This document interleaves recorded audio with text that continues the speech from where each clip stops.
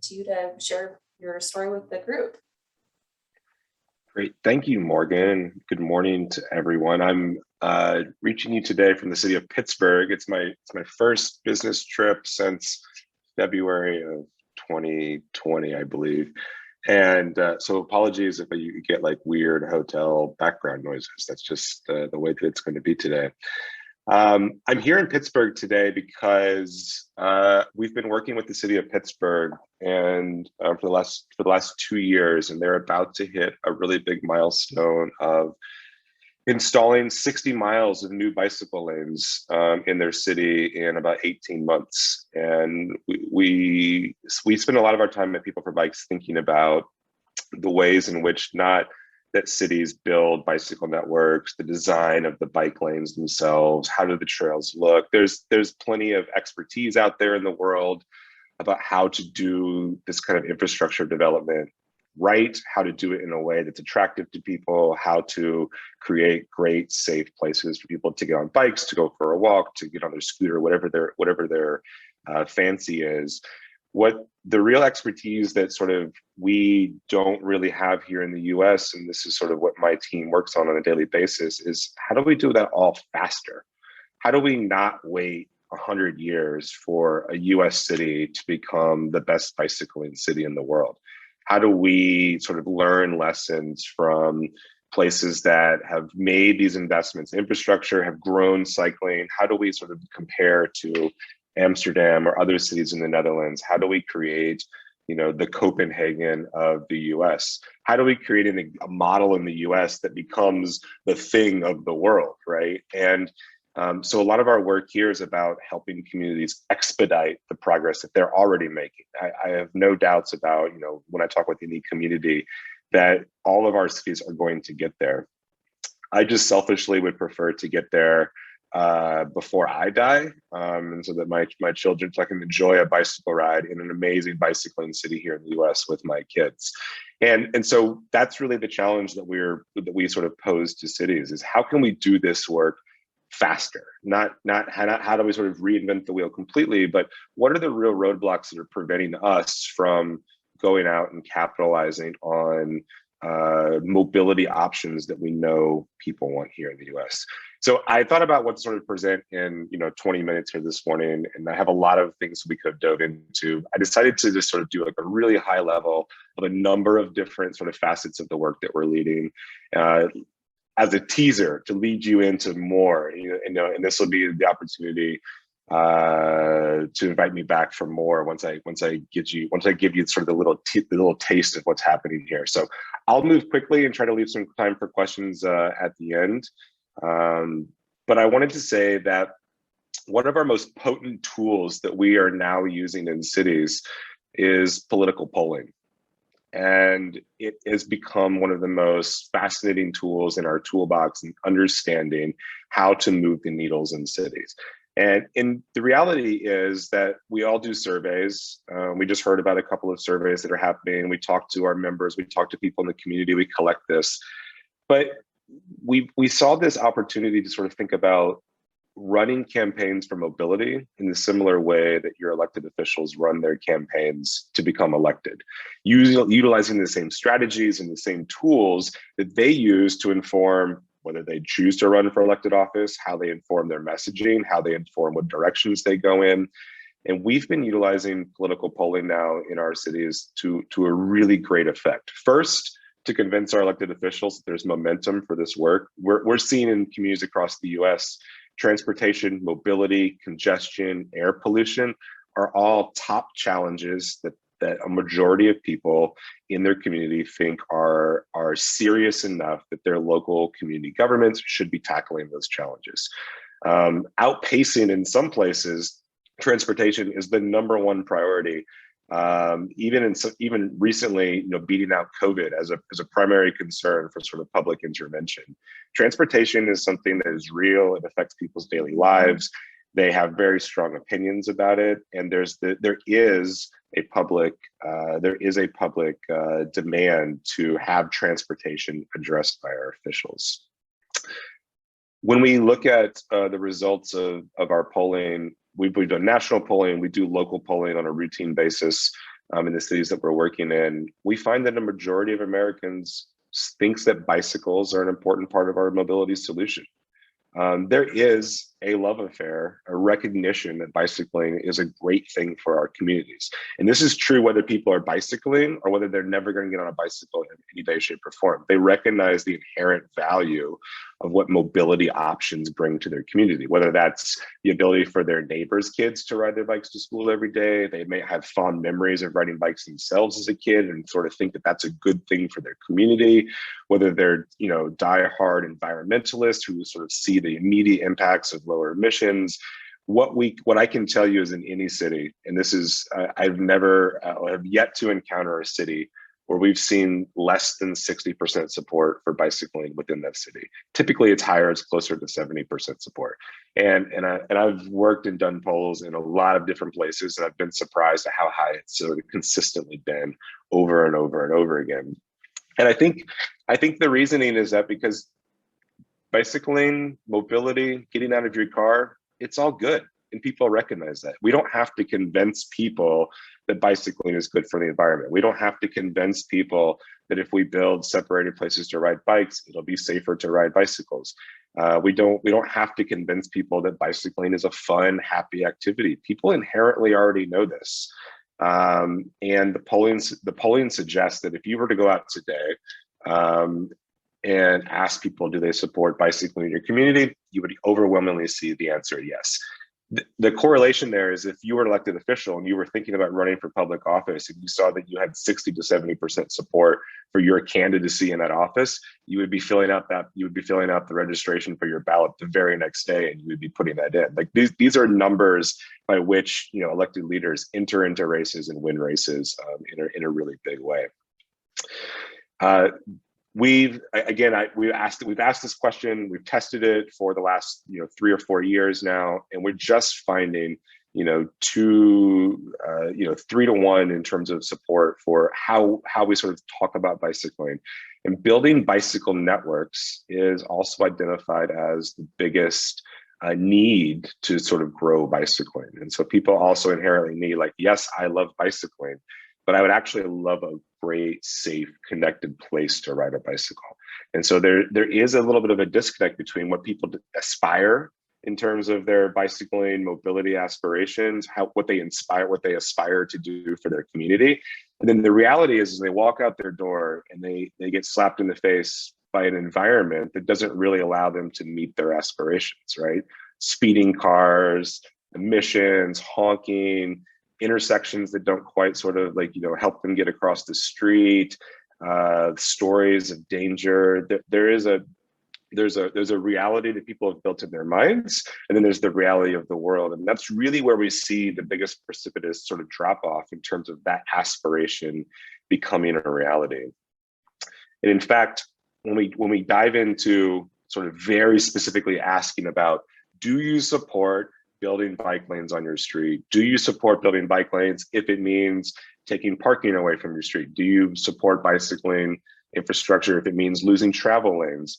What we find is that we have really good support for bicycling, but as soon as you begin to introduce these sort of trade-offs, these in order to do this, we have to do this, we find that support is actually pretty weak, even for people who love bicycling. People love bicycling. It's great, right? No hard feelings about bicycling. But the moment you introduce a slight inconvenience, the moment you introduce the potential to not have a parking spot in front of your house or business, then that strong support for bicycling actually begins to fade quite a bit. And that's really the sort of the bulk of our work is how do we maintain that 60 to 70% support and don't lose it as a part of those convenience and trade-offs. We've done quite a bit of messaging research around this, and what we find is that convenience of schedule is the #1 motivator for why people make the transportation choices that they do every day. And it's more than a convenience. It's about an individual having the control of their schedule.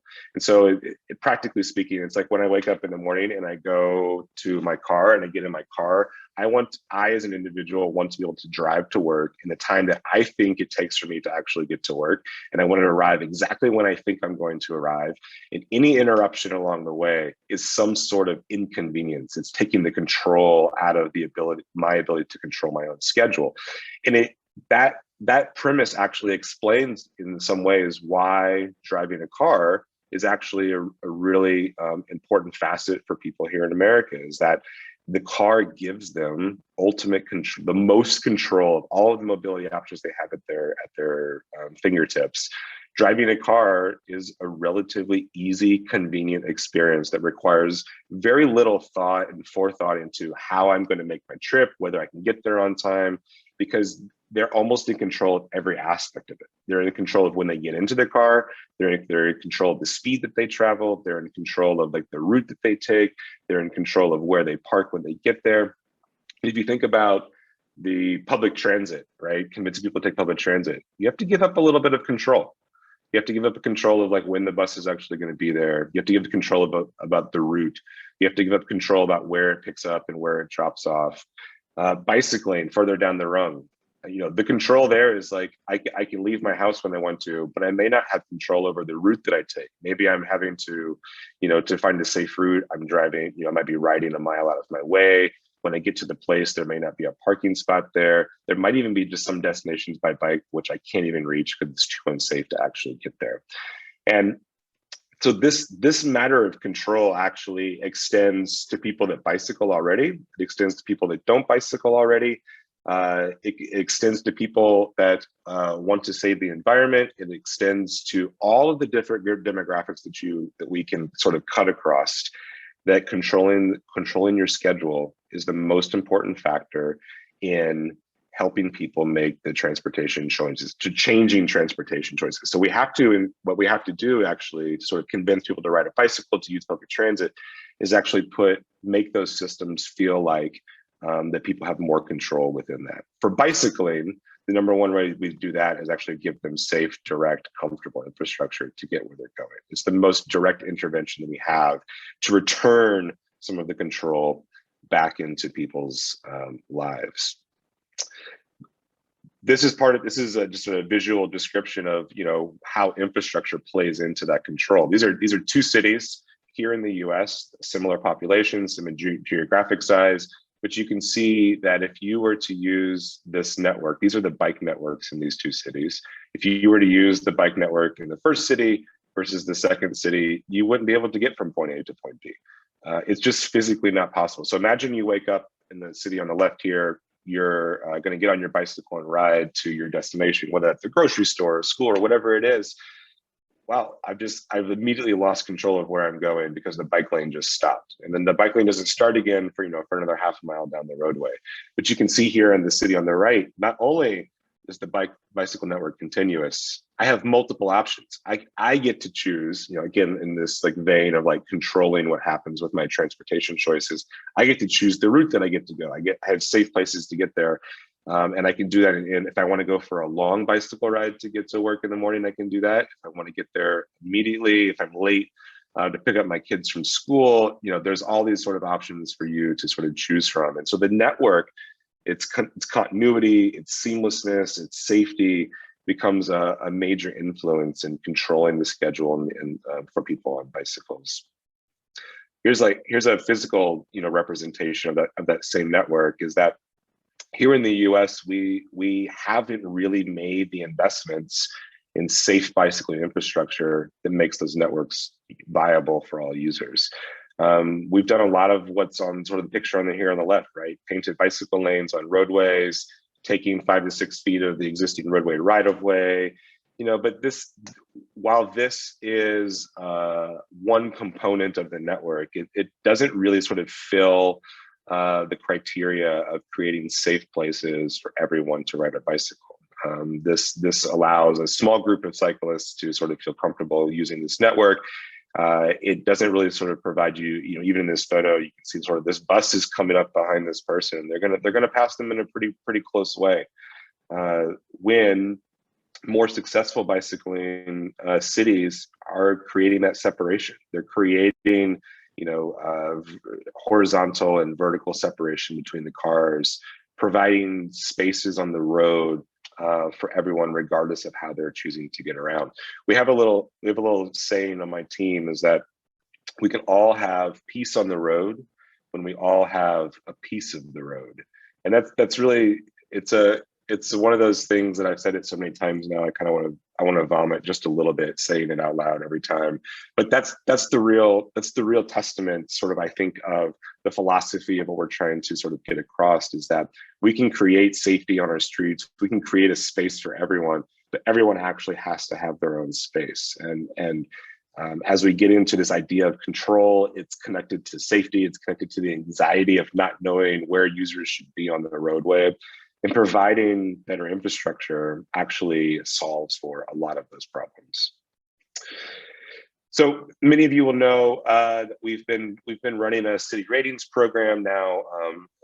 Just completed its 5th year this past June, and the city ratings was really our attempt to, if we understand that bicycle networks and infrastructure are the most important facets of changing the way that our cities work and changing the perceptions of people in that city to view bicycling as a safe, viable option for whatever trip they want to make, is that we have to be able to measure those networks in some meaningful way. How we have to be able to sort of provide an understanding and a context for where cities are, and by not just looking at the number of miles being built. There was this moment in time where we said, well, this city has like 500 miles of trails and bicycle lanes, and so does this city.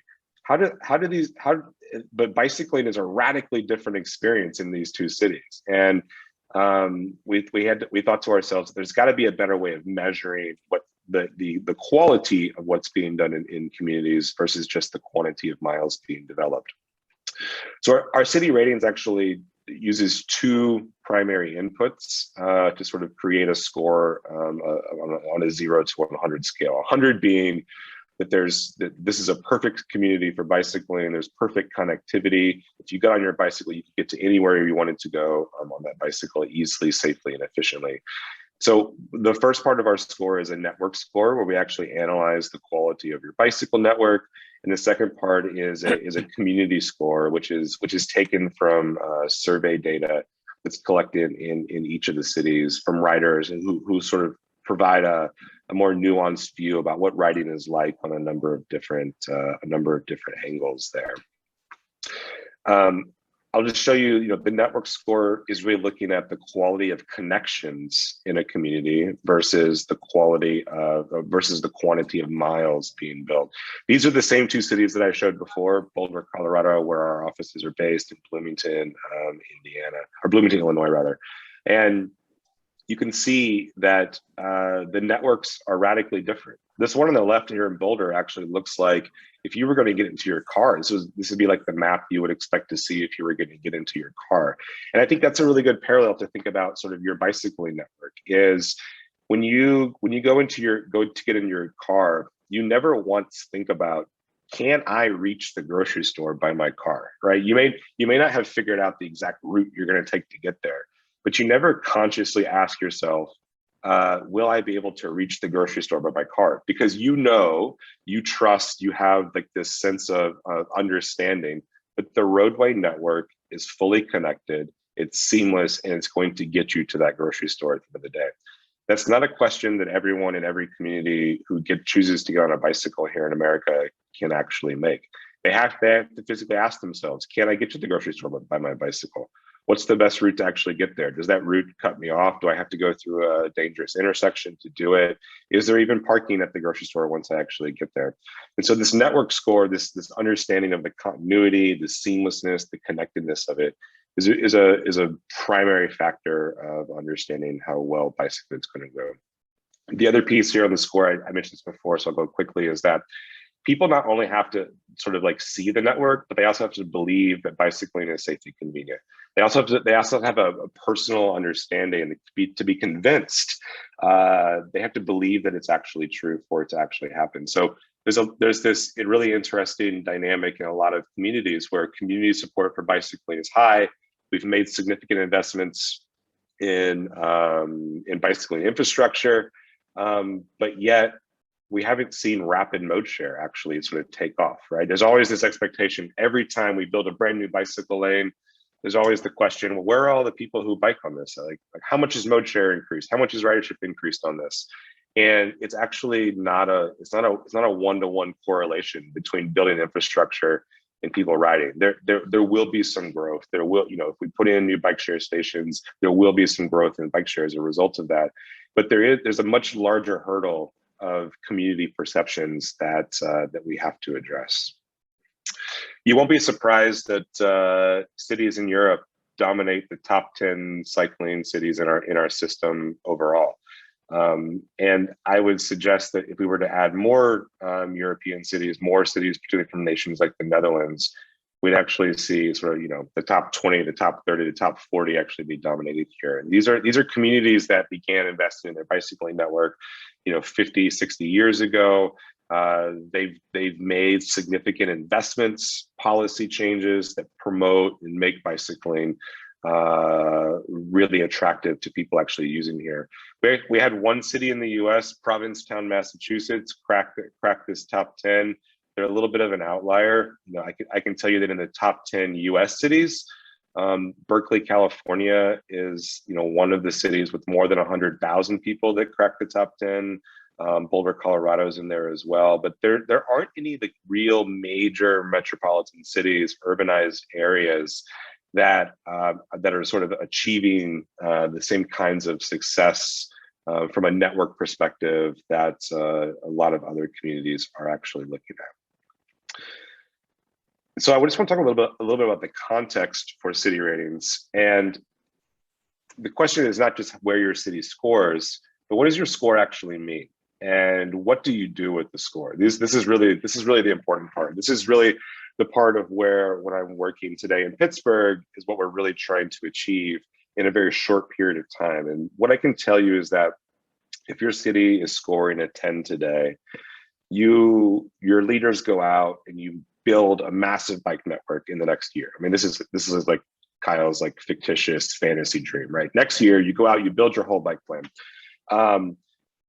If your score within our city rating system changes by a matter of 20 points, it's almost always going to be correlated by a doubling of cycling activity based on where you started with. It's a really interesting facet to sort of think about. When we set targets for mode share, what are those targets actually based on for our communities? Like there was a really popular one recently, 20% by 2020. And it was a really great marketing slogan, right? And I think if we were all to sort of like go and like sort of look at different mode share goals, if we just randomly sampled communities across the country and looked at their bike plans and we said, what's your mode share goal for bicycling? We'd find a ton of variation, and none of it would really be rooted in strong data backing understanding of how network connectivity leads to sort of those mode share goals. With city ratings, we can actually plot that out. We can suggest that, by doing X to your bicycle network, which improves your score, you can expect X to actually happen from a cycling activity perspective. And this is the if you build it, they will come sort of phenomenon that occurs. However, one trend that we've identified within city ratings is that once a city scores a score of 50, something special happens for bicycling. This is the point at which people begin to believe, coming back to sort of my previous point, that cycling is a viable option for them. This is the point at which they walk out their door and they're no longer slapped in the face with the reality of a really terrible place to ride a bicycle. They actually see a protected bicycle lane on their street. And they know that they can probably get to the grocery store. They can probably help their kids get to school. The visibility of the cycling network actually reinforces this perception that bicycling could be the most efficient way to sort of get downtown. It could be, the best way for my kids to get to school in the morning to avoid drop-off traffic. And at that point, when people begin to believe that it's real, that's when the real momentum begins. And cycling is no longer sort of doubling based on a score; it's increasing exponentially. And I've got just a little chart of this here to sort of to help demonstrate that. In that, it's almost a linear relationship for any city scoring below a 50. That we can plot all 800 cities on here. I took these out so you can sort of see it a little bit easier. But the lower your city rating score, typically speaking, you have lower ridership. But once you get to 50, all those little black dots lift off of the red boxes. That's the exponential growth. If we were just going to sort of assume this sort of linear correlation, we would expect those to be closer there, even to the point where cities in Europe, I can't even put onto this chart because their ridership numbers are so high relative to where their network scores are that it's a real tipping point. So 50 becomes a real tipping point. It's the point at which your network is now good enough to support a rapid increase in bicycling. So the question is, how do you actually instigate that rapid increase in bicycling? I'll just make a little plug here that we do have some cities here in the US that are performing sort of on the higher end of this. These are all, cities of 100,000 people or less, significantly less in the case of Provincetown. If you go to that website listed there in the red, we've actually collected some stories about what leadership is actually doing in those cities. I'll just mention this one piece, which from San Luis Obispo, is that the city there actually established mode share goals for all of the different, for walking, for bicycling, for public transit, for driving, as a part of their climate action plan that the city adopted itself. And in that plan, they actually allocated the same percentage of their transportation budget towards each of those mode goals that they actually wanted to achieve. And so, for instance, if they wanted to achieve 20% bicycling mode share as a part of their climate action plan, 20% of their transportation budget is now dedicated towards building out bicycling infrastructure and their bicycling program. It's just kind of a really sort of unique, sort of cool way that people or the cities are beginning to link the actual funding for the work they want to do to the goals they're actually establishing. So you can check out some of those videos at the Advocacy Academy to sort of tap into what some U.S. communities are doing in that regard. I pulled a quick snapshot here of Madison. You probably saw Madison in the previous year. Madison is certainly sitting right above a 50 right now. You are at that inflection point. This is like the moment in time, the moment in your infrastructure development where you have achieved a significant amount of success at really sort of linking together bicycling, making it a viable option. And now the real opportunity here is to sort of get people to believe that and to move them further into sort of making those choices. This is an example of the analysis that gets performed as a part of the city ratings. And actually, we analyze every segment of every road and every intersection within a community and identify whether it would be high stress or low stress. And that's a way of determining, whether or not the bicycling network and the roadway network supports riders of all kind, children all the way to seniors riding in our community. If a street meets a certain number of criteria based on its speed and its width and the number of lanes and sort of whether there's a bike lane there or not, it gets labeled as low stress. If it doesn't meet those criteria, it gets labeled as high stress. And you see that here in the blue and the red. The blue is where we would expect there to be a nice, calm, safe, serene environment for riding your bicycle.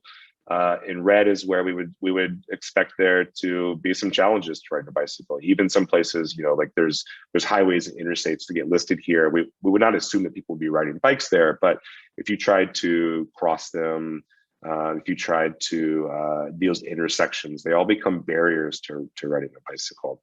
And you can see this looks like a pretty typical US city where we'll find a lot of residential areas are really low stress, right? Where our speed limits are already low. where we don't have a high volume of cars, where people and their families are already riding bicycles on a daily basis.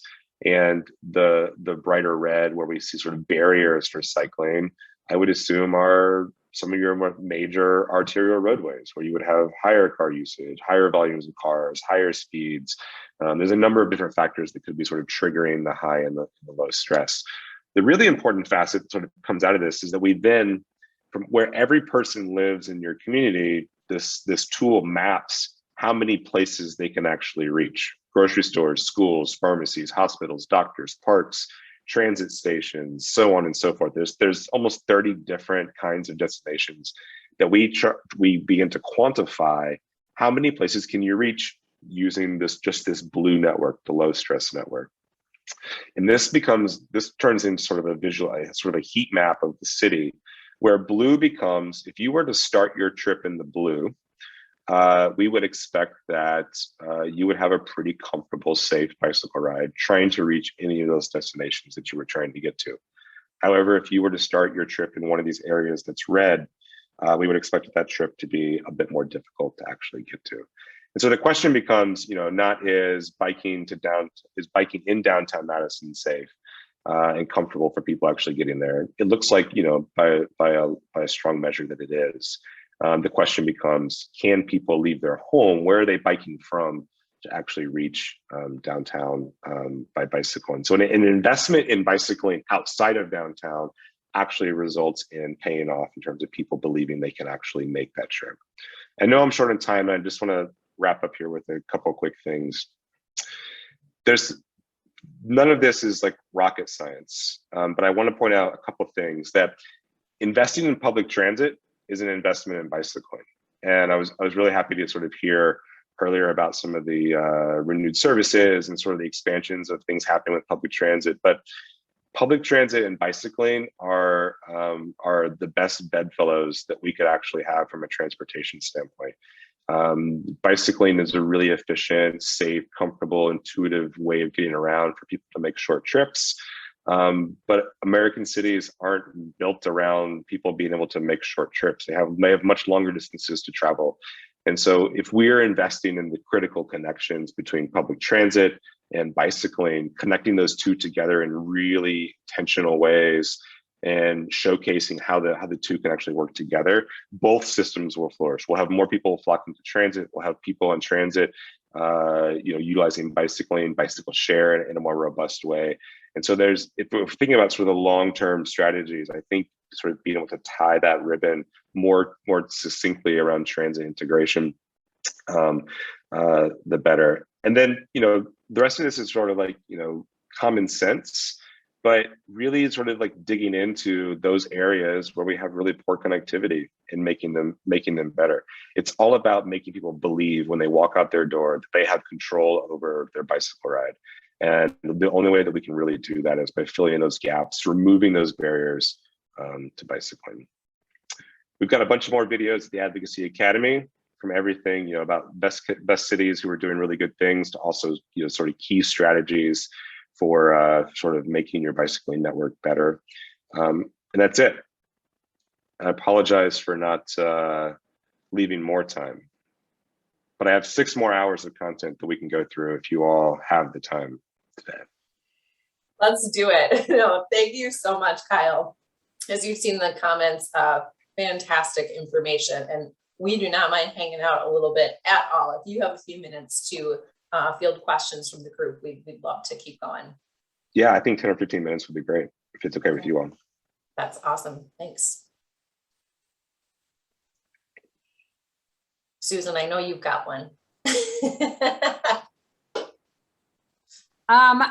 Well, I don't even know where to start, because this, Kyle, your presentation is fabulous, just fabulous. And it looks like, it's like,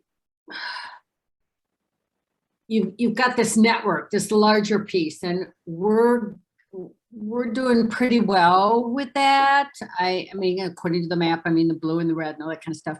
And then, but it's working down into those details is what I'm hearing from you.